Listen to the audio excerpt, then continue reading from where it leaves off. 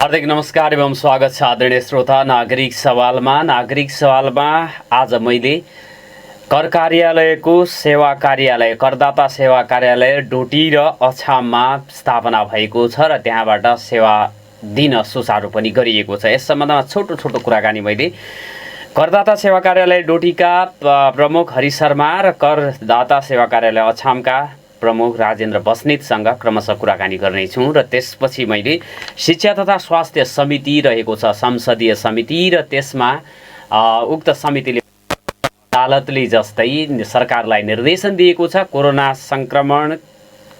संक्रमितको परीक्षण उपचार निशुल्क गर्नु भनेर सरकारका नाममा निर्देशन दिएको छ। सर्वोच्च अदालतले पनि दिएको छ र संसदीय समितिले पनि दिएको छ। तत्सम्बन्धमा मैले अब यो चाहिँ कोरोनाको उपचार, त्यसपछि अब परीक्षणका कुराहरूमा अहिले सुस्तता जुन आइराखेको छ, परीक्षणमा सुस्तता आइराखेको छ, सङ्क्रमण बढिराखेको स्थिति छ। सहरी क्षेत्रमा त झनै तीव्र रूपमा चाहिँ सङ्क्रमण फैलिराखेको अवस्था छ। चाडबाडको कारणले गर्दाखेरि सहरबाट मानिसहरू गाउँ पसेको अवस्था छ। सङ्क्रमण गाउँसम्म पनि फैलिएको हुनसक्छ, तर परीक्षण गर्ने कुराहरू हुन सकिराखेको छैन। स्वाब सङ्कलन गर्ने कुराहरू अथवा कुनै व्यक्ति आफै सङ्क्रमण भएको आशंकामा जचाउन गयो, चेक जाँच गरिसकेपछि पनि उक्त व्यक्तिको परिवारका सदस्यलाई समेत अहिले चाहिँ कन्ट्याक्ट ट्रेसिङ गरेर चाहिँ परीक्षण गर्न गरिराखेको चाहिँ भेटिएको छैन। स्वतस्फूर्त रूपमा आफै अब जाने अवस्था थियो। हिजोका दिनहरूमा त 2000 रुपैयाँ तिरेर परीक्षण गर्नुपर्ने अवस्था थियो भने अब जुन चाहिँ पछिल्लो संसदीय समितिको निर्देशन, सर्वोच्च अदालतको आदेशलाई हृदयङ्गम अब सरकारले गर्छ गर्दैन, गराउनको लागि के गर्नुपर्छ भनेर पनि उहाँसँग मैले माननीय भैरव बहादुर सिंहसँग कुराकानी गर्ने प्रयास गरेको थिएँ। अस्वस्थताको कारणले गर्दाखेरि उहाँले हामीलाई समय दिन भ्याउनु भएन। मैले माननीय सांसद पूर्व मन्त्री गगन कुमार थापासँग 8 बजेपछि कुराकानी गर्ने प्रयास गर्दैछु र त्योभन्दा अगाडि हामीसँग कुराकानी गर्नको लागि करदाता सेवा कार्यालय डोटीका प्रमुख हरि शर्मा सर जोडिनु भएको छ। हरि शर्मा सर, यहाँलाई नागरिक सवालमा हार्दिक स्वागत छ। नमस्कार। हजुर नमस्कार, धन्यवाद। आराम हुनुहुन्छ सर? एकदमै आराम छु। अनि करदाता सेवा कार्यालय डोटीमा स्थापना भयो, काम गर्न सुरु भएको कति दिन भयो सर? काम गर्न सुरु भएको त्यस्तै 4-5 दिन भइसक्यो। अब यो चाहिँ डोटीमा कुन ठाउँमा यो चाहिँ स्थापना भएको छ? डोटी सिलगढीमा छ। यो कार्यालय चाहिँ डोटीको सिलगढीमा छ। ठ्याक्कै त्यो शैलेश्वरी मन्दिरभन्दा अलिकति तलपट्टि पर्छ। यो त्यही ठाउँमा पर्छ त्यो।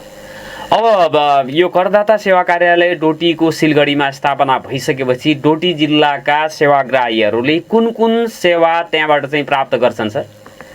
डोटी जिल्लामा चाहिँ यो मुख्यतः करदाता सेवा कार्यालयबाट यो हामीले प्रवाह गर्ने सेवामा यो स्थायी लेखा नम्बर दर्ता सम्बन्धी एउटा मुख्य काम चाहिँ त्यो नै पर्दछ होइन।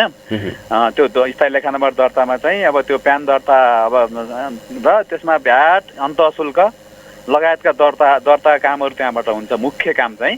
र यसका साथसाथै अब अहिले चाहिँ कस्तो छ भन्दा अलि यो दुर्गम एरियामा र जिल्लामा चाहिँ ट्याक्स पेयरहरूलाई अब पढाइ केन्द्रित थिए क्या प्रायः जस्तो अफिसहरू, धेरै जस्तो अफिसहरू चाहिँ। अनि अहिले चाहिँ अब जिल्लामा डोटीमा पनि त्यही हिसाबले जनताको नजिकमै सेवा पुर्याउने हिसाबले सरकारको त्यो नीति अनुसार नै हामीहरू त्यहाँ आएका छौँ। र अब एउटा मुख्य काम भनेको अब प्यान दर्ता गर्ने हो। प्यान दर्ता गर्नको लागि प्रायः जसोमा अब करदाताहरूलाई धनगढी पुग्नुपर्ने बाध्यता थियो पहिले भने। अहिले यहाँ हामीहरूले सबैलाई अनलाइन मार्फतको सेवा मार्फत अझ सजिलो कस्तो छ भन्दा अफिसमा पनि आउनु पर्दैन। आफ्नो जुन आवेदन गर्नको लागि आफ्नो घरबाटै गर्न पनि सक्यो। इन्टरनेटको सुविधा छ भने, त्यो छैन भने अब इन्टरनेटको पहुँच भएको ठाउँबाट आवेदन दिएर तुरुन्त कार्यालयमा आउने हो भने 5-7 मिनटमा 10 मिनटभित्रमा स्थायी लेखा नम्बर दिन सक्ने अवस्थामा हामीहरू छौँ। त्यस हिसाबले हाम्रो पूर्वाधारहरू तयार गरेर राखेका छौँ। एउटा यो काम चाहिँ। अर्को काम भनेको हामीहरूको करदाता शिक्षा दिने चाहिँ एउटा काम, मुख्य काम रहेको छ। करदाता शिक्षामा चाहिँ अब सबैलाई कर सम्बन्धी जानकारी हुँदैन, व्यवस्था दर्ता नगरिकन अब कामहरू गरिरहेको हामीले कतिपय ठाउँमा देखिरहेका पनि छौँ। त्यो जागरुकता ल्याउनको लागि विभिन्न स्थानहरूमा अब करदाता शिक्षाहरूको माध्यमबाट पनि जनताहरूलाई जागरुक बनाएर स्थायी लेखा नम्बर लिएर हामीहरूले कारोबार गर्नुपर्छ है भन्ने किसिमको त्यो चाहिँ यो जागरुकता ल्याउने काम पनि हामीले गर्दछौँ। र र यसका साथसाथै अरू जुन अब धनगढीमा पुगेर यहाँ धेरै जसो चाहिँ डोटीको करदाताहरूले चाहिँ धनगढीमा पुगेर सेवा लिनु हुनुहुँदो रहेछ। पहिलो दर्ता चाहिँ धनगढीमा रहेछ। अब कर चुक्ता लिन पर्यो भने धनगढी जानुपर्ने, दर्ता गर्नको लागि पनि धनगढी नै पुग्नुपर्ने, अब जुनसुकै कामको लागि धनगढी पुग्नुपर्ने र धनगढीको जुन अब साथीहरूलाई पनि अब हाम्रो जुन स्टाफहरूलाई पनि अब केही शिक्षाहरू करदाता शिक्षा सम्बन्धी कामको लागि जान पर्दाखेरि डोटी अछाम अब टाढा टाढा आउनुपर्ने बाध्यता जुन थियो त्यो सम्पूर्ण जुन अप्ठ्यारो अवस्थालाई चाहिँ अब करदाता सेवाकारले डोटी स्थापना भइसकेपछि धेरै नै सहज भएको छ। स्थानीयवासीहरू पनि धेरै नै खुसी हुनुहुन्छ र मलाई पनि एक किसिमको छुट्टै आनन्दको महसुस भएको छ। यहाँ आइसकेपछि पहिलो प्यान दिँदाखेरि पनि मलाई किन पनि खुसी बढी लाग्यो भन्दा डोटी कर कार्यालयबाट पहिलो प्यान चाहिँ महिलाको नाममा दर्ता भएको छ र महिलाको नाममा दर्ता आउने किसिमले एउटा छुट्टै जागरण जस्तो त्यो लाग्यो। अर्को चाहिँ कृषि फर्मको नाममा जुन अब कृषिलाई प्रोत्साहन दिने हिसाबले कृषि फर्मको नाममा महिलाको नाममा चाहिँ दर्ता भएको कारणले गर्दाखेरि म आफैलाई पनि कार्यालय प्रमुखको हिसाबले पनि धेरै खुसीको महसुस भएको छ र यही नै छ। अब जनताहरूलाई सकेसम्म सहज हिसाबले सेवा प्रवाह गर्ने हिसाबले नै करदाता सेवा कार्यालय डोटी स्थापना भएको छ र हामीहरू त्यो कार्यमा लागेका छौँ। यो चाहिँ प्यान त अनिवार्य नै भएको छ सरकारी तवरबाट भुक्तानी लिनेहरूका लागि, तलब खानेहरूका लागि, अब इभन ज्याला लिनेहरूका लागि पनि प्यान नम्बर नभई नहुने कुरा हो अहिले, होइन सर? हजुर हजुर, सबैको लागि अहिले प्यान नम्बर अनिवार्य छ। अब तलब खाने मान्छेहरूको लागि पनि अब सबैको लागि प्यान नम्बर नागरिकता जस्तै अनिवार्य प्यान नम्बर भयो, त्यो वितरण गर्न पनि अब सजिलो हुन्छ। नत्र धनगढी अथवा महेन्द्रनगर अब महाकाली अञ्चलकोहरूले चाहिँ महेन्द्रनगर आउनुपर्ने स्थिति थियो, त्यो अन्त्य हुन्छ। त्यो अन्त्य तुरुन्तै एकदम। हिजो पनि अब हामीहरू करदाताहरू पनि दङ्ग पर्नुभयो, खुसी पनि हुनुभयो कि किन खुसी गर्नुभयो भन्दा उहाँहरू अब आवेदन भर्ने कुराहरूमा पहिले मलाई फोनबाटै जानकारी लिनुभयो, सर कसरी आवेदन भर्नुपर्छ भनेर। त्यस हिसाबले तपाईँले उतैबाटै भरेर आउँदाखेरि हुन्छ, यहाँ आएर फेरि दुःख पनि लामो समयमा यताउति फेरि झन्झट होला, यस किसिमले आवेदन भरेर आउनु होला भनेर उहाँहरूले आवेदन आफै अनलाइन मार्फत भरेर आउनुभयो। आउँदा साथ हामीहरूले 2-3 मिनटमै प्यान प्रिन्ट गरेर दिँदाखेरि त यति छिटो पो सेवा हुँदो रहेछ त भनेर करदाताहरू पनि एकदम खुसी हुनुभयो कि। मैले यो तपाईँहरूको एफएम मार्फत पनि सम्पूर्ण जुन जति पनि दर्ता हुन चाहनुहुन्छ हाम्रो करदाताहरू जसलाई प्यान नम्बर लिनुपर्ने आवश्यकता रहेको छ उहाँहरूले आफ्नै अब घरबाट इन्टरनेटको सुविधा छ त्यतैबाट पनि अब आवेदन दिएर कार्यालयमा आउनुभयो भने हाम्रो कार्यालयबाट सेवा भनेको तुरुन्त 5-7 मिनट 10 मिनटभित्रमै उहाँहरूको हातमा हामीले प्यान नम्बर उपलब्ध गराइदिन सक्छौँ। अहिले सेवाग्राहीहरूको अब 4-5 दिन मात्रै भएको छ, कस्तो छ चाप चाहिँ अब सुरुका दिनहरूमा अब सुरुमा अलिक कम जस्तो थियो किनकि त्यति अब मान्छेहरूलाई थाहा पनि थिएन।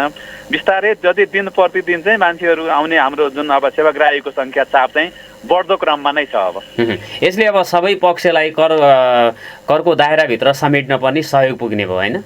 पक्कै पनि सबै पक्षलाई करको दायरातिर भित्र समेट्नलाई सहयोग पक्कै पुर्याउँछ यसले। डोटी जिल्लाको सबै स्थानीय तहका चाहिँ नागरिकहरूले यो करदाता सेवा कार्यालयबाट सेवा लिन सक्छन् कि बाहिरकोले पनि सक्छ? यस्तो छ, मुख्यतः हाम्रो चाहिँ करदाता सेवा कार्यालय डोटी जिल्लाको लागि मात्रै भनेर स्थापना भएको यो चाहिँ। अनि यसको साथसाथै अछाम र बाजुरा दुईटा जिल्लाको लागि चाहिँ अछाममै छ हाम्रो, त्यहाँबाट हुन्छ। डोटी जिल्लामा चाहिँ हामीले डोटी जिल्लाभरिका करदाताको लागि मात्रै सेवा दिने उद्देश्यले स्थापना भएको हो। हवस् सर, यहाँलाई समय दिनुभयो, यसको लागि म हार्दिक धन्यवाद दिन चाहन्छु। हस् धन्यवाद। तपाईँले पनि हाम्रो यहाँ केही अब भन्नुपर्ने कुराहरू भन्ने अवसर दिनुभएकोमा धेरै धन्यवाद। यसपछि म राजेन्द्र बस्नेत सरसँग कुराकानी गर्नेछु। उहाँ चाहिँ करदाता सेवा कार्यालय अछामको प्रमुख हुनुहुन्छ। उहाँलाई टेलिफोन सम्पर्कमा जोडिदिनको लागि म कल्पनाजीलाई अनुरोध गर्न चाहन्छु। करदाता सेवा कार्यालयको विस्तार भएको छ। योभन्दा पहिला धनगढी र महेन्द्रनगरमा रहेको कर कार्यालय आन्तरिक राजस्व कार्यालय जुन रहेको थियो, महाकाली अञ्चलका 4वटा जिल्लाका सेवाग्राहीहरूले महेन्द्रनगरबाट सेवा लिनुपर्ने अवस्था थियो भने सेती अञ्चलका 5वटै जिल्लाका सेवाग्राहीहरू नागरिकहरूले धनगढी स्थित कार्यालयबाट प्यान नम्बर लगायतका विविध सेवाहरू लिनुपर्ने अवस्था हुँदाखेरि कार्यालयमा पनि भिड हुने, धेरै खर्च पनि हुने भएको थियो। अब त्यो चाहिँ कुरा हटेको छ, सजिलो भएको छ। हामीसँग कुराकानी गर्नको लागि करदाता सेवा कार्यालय अछामका प्रमुख राजेन्द्र बस्नेत जोडिनु भएको छ। राजेन्द्र सर, नागरिक सेवामा हार्दिक स्वागत छ। नमस्कार। नमस्कार, धन्यवाद। हजुर, आराम हुनुहुन्छ? हजुर, आराम छ। यो अछाममा चाहिँ कति दिन भयो सर करदाता सेवा कार्यालय चाहिँ सुरु भएको? हामी अब तयारी अवस्थामा त 16 गतेदेखि नै थियौँ, तर 17 गतेदेखि करदाता आउनुभएको कारणले 17 गतेदेखि हामीले सेवा सुरु गरेको। अनि कस्तो छ सेवाग्राहीहरूको चाप अनि उहाँहरू चाहिँ को प्रतिक्रिया भनाइ? बिस्तारै बढ्दैछ, अब चाडबाड पनि होला, त्यो भएको कारणले चाप बढिरहेको छ अब कि बिस्तारै बिस्तारै। 4 पछि सायद अब धेरै आउनुहुन्छ होला। यो अछाम र बाजुरा जिल्लालाई हेर्ने गरिकन अछाममा यो मङ्गलसेनमै स्थापना भएको छ कि सर अन्त्य? यो साफे बगरमा छ। साफे बगरमा। यसले अछाम र बाजुरा जिल्लाको करदाताहरूलाई समेट्छ? हजुर हजुर, त्यही हो। अनि अब यो सुरुवाती चाहिँ काममा तपाईँको कर्मचारीहरूको अब 2टा जिल्ला हेर्ने भनेपछि पर्याप्त मात्रामा कतिजना हुनुहुन्छ तपाईँहरू? हाम्रोमा अहिले 2 जना मात्रै छौँ। त्यो हामीलाई कर्मचारीको खासै त्यति आवश्यकता पर्दैन, किनभने यो हाम्रो सिस्टम आन्तरिक राजस्व विभागले अनलाइन बनाइदिएको कारणले करदाताहरू स्वयं नै सहभागी हुन सक्ने कारणले हाम्रो कर्मचारी कमी भएको कारणले खासै त्यस्तो बाधा हुँदैन। अनलाइनबाट गर्नुपर्ने भएको हुँदाखेरि 2 जना कर्मचारी नै पर्याप्त हुन जान्छ। हवस् सर, नागरिकहरूको सेवा गर्न तपाईँहरू चाहिँ पहाडमा खटिनु भएको छ, यसको लागि म चाहिँ धन्यवाद दिन चाहन्छु। समयको लागि पनि धन्यवाद छ। धन्यवाद। राजेन्द्र बस्नेत करदाता सेवा कार्यालय अछामका प्रमुख हुनुहुन्थ्यो। उहाँसँग कुराकानी गरिसकेपछि हामी छोटो व्यापारिक विश्राममा जान्छौँ। मैले स्वास्थ्य तथा शिक्षा तथा स्वास्थ्य समितिले सरकारलाई कोरोनाको परीक्षण र उपचार निःशुल्क गराउने भनेर निर्देशन दिएको छ। सर्वोच्च अदालतले त आदेश नै गरेको छ, रिट परेको थियो।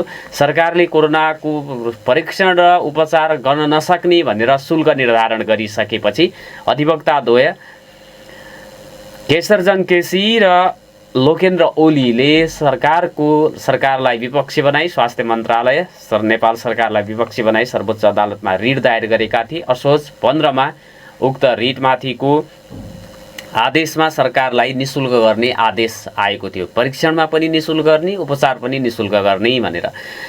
त्यसपछि सरकारले अस्ति मात्रै सर्वोच्च अदालतमा यो निर्णयलाई पुनरावलोकन गरिदिन भनेर निवेदन दिएको थियो। उक्त निवेदनलाई खारेज गरेको छ। सर्वोच्च अदालतको आदेशको मानहानि गरेको सन्दर्भमा स्वास्थ्य मन्त्रीलाई कारण देखाउ आदेश पनि जारी गरेको छ सम्माननीय अदालतले, सर्वोच्च अदालतले। र यो विषयमा संसदीय समितिको पनि हामीले अब शिक्षा तथा स्वास्थ्य समिति अन्तर्गत शिक्षा र स्वास्थ्यका कुराहरू पर्न जान्छन्। सुदूरपश्चिमबाट उक्त समितिमा माननीय भैरव बहादुर सिंह बजाङबाट उहाँ चाहिँ प्रतिनिधित्व गर्नुहुन्थ्यो। उहाँ हुनुहुन्थ्यो, तर अस्वस्थताको कारणले गर्दाखेरि उहाँसँग कुराकानी गर्न सकिएन र पहाड पनि जाँदैछौँ, बजाङ जाँदैछौँ, बाटोमा त्यो पनि अस्वस्थ भएको कारणले गर्दाखेरि र उक्त मिटिङमा म आफू उपस्थित नभएको कारणले गर्दाखेरि भन्ने कुरा चाहिँ उहाँले भन्नुभएको छ। माननीय गगन कुमार थापा उक्त समितिमा हुनुहुन्थ्यो, तर उहाँको मोबाइल स्विच अफ भएको छ। हामीलाई सम्पर्क गर्न सकिएन। मैले प्रयास गरेको थिएँ, हामीले चाहिँ उहाँसँग पनि कुराकानी गर्न नसकिने स्थिति चाहिँ आएको छ। छोटो व्यापारिक विश्रामपछि अर्का माननीय सांसद नवीना लामा पनि उक्त समितिमा हुनुहुन्छ। उहाँलाई म सम्पर्क गर्ने प्रयास गर्नेछु। नागरिक सवालमा यदि उहाँहरूसँग कुराकानी गर्न सकिएन भने नागरिक तपाईँहरूका लागि फोन कल मैले खुला गर्नेछु 091401016 को लाइन। र तपाईँहरूले पनि केही न केही चाहिँ अब यो परिस्थितिमा यो कोभिडकै सन्दर्भमा पनि केही न केही बोल्नुपर्ने अवस्था आएको छ। गम्भीर अवस्थामा पुगिसकेपछि बिरामीहरू कोभिडको कुनै लक्षण नदेखेको स्थितिमा पनि अब सरकारले घरै बस्नुहोस्, श्वास फेर्न अप्ठ्यारो भएपछि मात्रै अस्पताल आउनुहोस् भनिदिँदाखेरि मानेको छ नागरिकहरूले। र अब जनप्रतिनिधिहरू नै हिजो मात्रै गौरीगङ्गा नगरपालिकाका एकजना वडा अध्यक्ष को कोरोनाकै कारणले गर्दाखेरि निधन भएको छ। ढिलो गरी अस्पताल आएको कारणले गर्दाखेरि हामीले बचाउन नसकेको भनेर चिकित्सकहरूले भनिराखेको अवस्था छ। सुदूरपश्चिमकै आन्तरिक मामिला तथा कानुन मन्त्री प्रकाश बहादुर शाह को अवस्था यहाँ चाहिँ उपचार गर्न नसकिने भएर काठमाडौँ लगिएको अवस्था छ। अब चाहिँ भने सर्वसाधारणको स्थिति चाहिँ अब के हुन सक्छ? यो अवस्थामा तिनै तहको सरकारले अन्य खर्चहरू कटौती गरेर कोरोनामा चाहिँ बजेट केन्द्रित गर भनेर शिक्षा तथा स्वास्थ्य समितिले हिजो सरकारलाई निर्देशन दिएको छ र नागरिकहरूले पनि यो अवस्थामा अब चाहिँ कोरोना केही पनि होइन भन्ने किसिमले चाहिँ सोचिदिनु भएन। केही दिन यता चाहिँ त्यो कोरोनालाई नजरअन्दाज गरेको भन्ने कुराहरू आएको छ, त्यो व्यवहारमा पनि देखा परेको छ। चासो र चिन्ता व्यक्त नगर्ने, सावधानीहरू पनि नअपनाउने गरिराखेको छ। यसो रुगासोगा 2-4 दिनमा मेरो चाहिँ इम्युनिटी पावर बलियो छ, राम्रो छ, मलाई केही पनि हुँदैन भन्ने जुन चाहिँ कुरा गरेको छ, तथ्याङ्कलाई हेर्ने हो भने सबभन्दा बढी यो चाहिँ युवा उमेरको चाहिँ हरूमा कोरोना सङ्क्रमितको दर एकदमै बढी देखिएको अवस्था छ। किनभने नजरअन्दाज गर्ने अथवा यो कुरालाई मतलब नगर्ने समुदायमा हिडडुल गर्ने, जताभावी यताउति गर्ने उमेरको समूह पनि त्यही भएको कारणले गर्दाखेरि यो 20 देखि 35-40 उमेर समूहमा सबैभन्दा बढी सङ्क्रमितहरू देखा परेका अवस्था छ। बालबालिका र वृद्धहरूको सङ्ख्या एकदमै कम रहेको अवस्था छ र सबैले सावधान, यो कोरोना इम्युनिटी पावर कम भएको अथवा धेरै भएकोलाई केही नहुने भन्ने होइन, सबैले सावधानी अपनाएर कोरोना सङ्क्रमणको यो जुन चाहिँ चेन छ यसलाई ब्रेक गर्नुपर्ने अवस्था हो र त्यसमा अब सरकारी तवरबाट हुने लापरवाही पनि भन्न सकिन्छ। यसका विषयमा सरकारले चाहिँ अब लगानी गर्न सक्दैन, भेन्टिलेटरको व्यवस्था गर्ने, आइसियु लगायतको अब चाहिँ परीक्षणको दायरा बढाउने कुराहरू र नागरिकहरूले पनि सावधानी अपनाउने कुराहरू चाहिँ नगरिदिने हो भने यसले चाहिँ विकराल रूप लिन सक्ने आकलन गरिएको छ। मौसम परिवर्तनसँगै चिसोयाममा झन् यसले चाहिँ अब दुःख दिने कुराहरू देखा परेको छ। युरोपमा यो केही महिना अगाडि घट्न लागेको स्थिति अथवा नियन्त्रणमा आइसक्यो भनिएको देशहरूमा अहिले चाहिँ अब लकडाउन गर्नुपर्ने स्थिति, बेलायतमा समेत लकडाउन गर्नुपर्ने स्थिति आइलागेको छ भने हाम्रो अवस्था एकदमै स्वास्थ्य पूर्वाधारका हिसाबले हाम्रो अवस्था एकदमै नाजुक रहेको छ।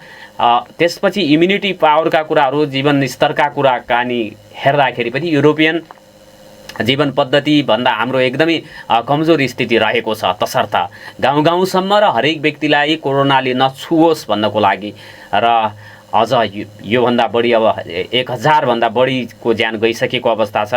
अब योभन्दा बढी सङ्क्रमित नहुन्, ज्यान कसैको नजाओस् भन्नको लागि सबैले सावधानी अपनाउनु पर्ने अवस्था आएको छ। सरकारले त झनै अब चाहिँ हरेक क्षेत्रमा उसको चाहिँ अग्रणी भूमिका लगानी गर्नुपर्ने अवस्था आएको छ। यस सम्बन्धमा नागरिकहरूले पनि केही न केही चाहिँ बोल्नुपर्ने अवस्था आएको छ। छोटो व्यापारिक विश्राममा जानेछौँ र व्यापारिक विश्रामपछि 8 बज्नेछ। मैले माननीय नबिना लामालाई चाहिँ टेलिफोन सम्पर्कमा जोड्ने प्रयास गर्नेछु। यदि त्यो भएन भने तपाईँहरूको लागि फोन कल खुला गर्नेछु। 091-410-216 मा फोन गर्नको लागि अनुरोध गर्दै व्यापारिक विज्ञापनपछि उपस्थित हुनेछु। हामीलाई सुन्दै गर्नु। हालमा नागरिक सहलमा हामी सङ्घीय सांसद माननीय नबिना लामासँग कुराकानी गर्न गइराखेका छौँ। उहाँ पनि शिक्षा तथा स्वास्थ्य समितिको सदस्य हुनुहुन्छ र शिक्षा तथा स्वास्थ्य समितिले सरकारलाई अन्य बजेट कटौती गरेर, अन्य क्षेत्रको बजेट कटौती गरेर भए पनि कोरोनामा बजेटको व्यवस्थापन गर भनेर निर्देशन दिएको छ। उक्त विषयमा हामी उहाँसँग छलफल कुराकानी गर्नेछौँ, संवाद गर्नेछौँ। टेलिफोनमा उहाँ चाहिँ जोडिसकेको अवस्था हो। फोन सम्पर्कमा हाम्रो प्राविधिक मित्रले चाहिँ जोडिराख्नु भएको छ। उहाँसँग हामी कुराकानी गरिसकेपछि तपाईँहरूका टेलिफोन कल लिनेछौँ। 091-410-216 मा फोन गर्नको लागि म अनुरोध गर्न चाहन्छु। यो चाहिँ संसदीय समितिले दिएको निर्देशनको विषयमा हामी उहाँसँग कुराकानी गर्नेछौँ। नागरिक सवालमा हामी सङ्घीय सांसद माननीय नबिना लामासँग कुराकानी गर्ने प्रयास गर्दैछौँ, तर रिसिभ हुन सकेन भनेर चाहिँ कल्पनाजीले मलाई सङ्केत गर्दै हुनुहुन्छ। तसर्थ हामी पुनः विज्ञापनमा जानेछौँ। आदरणीय श्रोता, छोटो व्यापारिक विश्रामपछि पुनः हामी 8 बजे यहाँहरू समक्ष उहाँसँग कुराकानी गर्ने प्रयासका साथ उपस्थित हुनेछौँ। नत्र भने तपाईँहरूको टेलिफोन कल मैले लिनेछु। 091-410-216 मा फोन गर्नको लागि अनुरोध गर्दछु।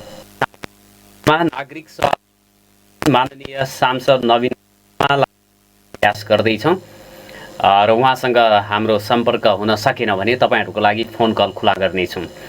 र स्वास्थ्य मन्त्रालयले देशभरका अस्पतालले 25,000 भन्दा धेरै सङ्क्रमित धान्न नसक्ने भन्दै गम्भीर भएकालाई मात्रै अस्पताल आउन भनेको अवस्थामा अब चाहिँ मान्छेहरू अस्पताल पुग्दासम्म निमोनियाले थलिएर पुग्ने स्थिति आएको छ पछिल्ला दिनहरूमा र उपचार हुन नसकी मृत्यु हुन गइराखेको छ भनेर चिकित्सकहरूले भनिराखेका छन्। नवीना लामा, माननीय नवीना लामाजीको लाई हामीले टेलिफोनमा जोड्न असमर्थ भएका छौँ। तसर्थ अब हामी बढी प्रयास गर्दैनौँ उहाँका लागि। तपाईँहरूको टेलिफोन कल लिने प्रयास गर्नेछु। 091-410-216 मा फोन गर्नको लागि म अनुरोध गर्न चाहन्छु। र देशभर 25,000 भन्दा धेरै सङ्क्रमित धान्न नसक्ने अस्पतालको देशैभरिका अस्पतालहरूको अवस्था रहेको छ भनेर स्वास्थ्य मन्त्रालयले जनाएको छ। र अहिले देशभरिको सङ्क्रमितको सङ्ख्या हेर्ने हो भने सक्रिय सङ्क्रमितको सङ्ख्या 34,905 पुगेको छ भनेर स्वास्थ्य मन्त्रालयले तथ्याङ्क सार्वजनिक गरेको छ। जसमध्ये 28,993 सङ्क्रमित घरमै बसेका छन् भने अस्पतालमा 5,912 मात्रै रहेको अवस्था छ। र पछिल्लो 24 घण्टाको कुरा गर्ने हो भने देशभर 2,909 जनामा सङ्क्रमण पुष्टि भएको छ शुक्रबारको दिन। र अहिलेसम्म देशभर कुल सङ्क्रमितको सङ्ख्या 1,88,883 पुगेको अवस्था छ। सङ्क्रमितको यो चाहिँ 1,070 सङ्क्रमितको मृत्यु भएको छ भने 1,52,908 जना निको भएर घर फर्केको मन्त्रालयले जनाएको छ। यहाँलाई नागरिक सवालमा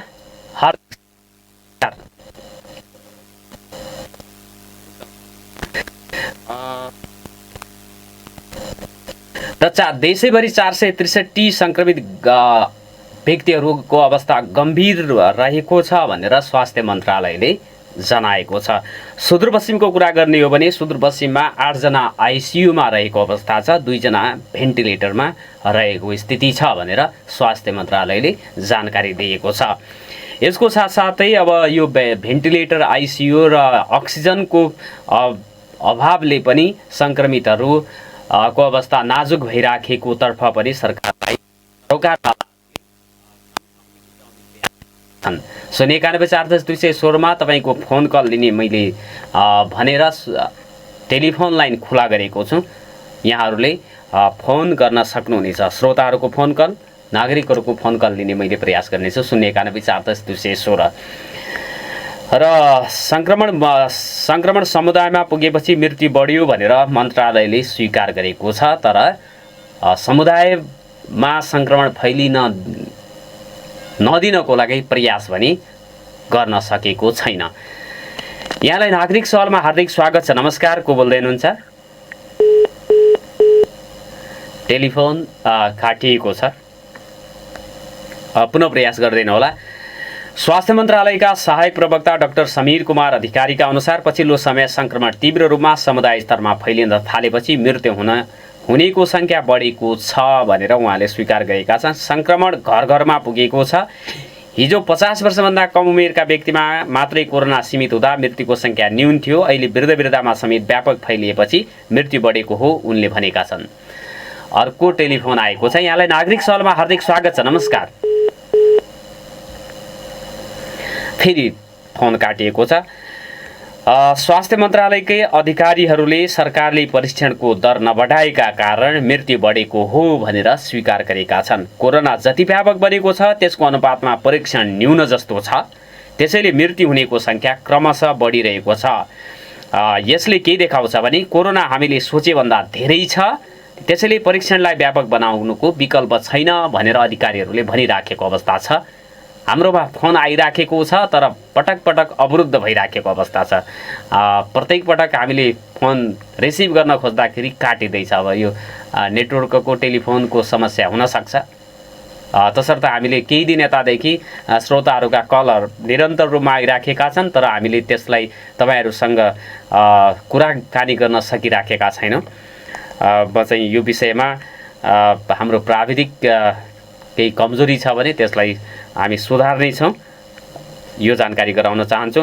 र सरकारी अस्पतालले पनि हिजोका दिनहरूमा निजी अस्पतालले जस्तै शुल्कको चाहिँ एउटा सीमा तोकेको अवस्था थियो, जसले गर्दाखेरि पनि अब परीक्षणमै पनि शुल्क तिर्नुपर्ने हुँदाखेरि परीक्षण गर्न नगएको अवस्था थियो। पछिल्ला दिनहरूमा सर्वोच्च अदालतको संसदीय यो समितिको निर्देशनपछि अब कोरोना निःशुल्क हुनेछ भन्ने अपेक्षा गरिएको छ। हामीलाई टेलिफोनमा घन्टी आइराखेको छ, तर हामी जोड्न भ्याइराखेका छैनौँ श्रोताहरूका टेलिफोन कलहरूलाई। तसर्थ यो कोरोनालाई नजरअन्दाज नगरौँ, पर्याप्त सावधानी अपनाऊ, अनावश्यक बाहिर डुल्ने कुराहरू, अनावश्यक यो चाहिँ यो भेला जमघट हुने कुराहरूलाई निरुत्साहित गर्न सबैले जरुरी छ। कोरोना बिमाको रकममा पनि अब चाहिँ सङ्क्रमितहरूले नपाएको भन्ने गुनासाहरू पनि त्यत्तिकै आएका छन्। श्रोताहरूको धेरै नै फोन आइराखेको अवस्था थियो, तर हामीले ती कुनै पनि फोनलाई आज रिसिभ गर्न सकिराखेका छैनौँ। तसर्थ आजको समय मैले यहीँनिर चाहिँ विश्राम लिनुपर्ने भएको छ। भोलि अर्को विषयवस्तुमा छलफल बहस र प्रश्न गर्ने बाचाका साथ उपस्थित हुनेछु। तबसम्मको लागि बिदा दिनुहोस्। नमस्कार, शुभ दिन।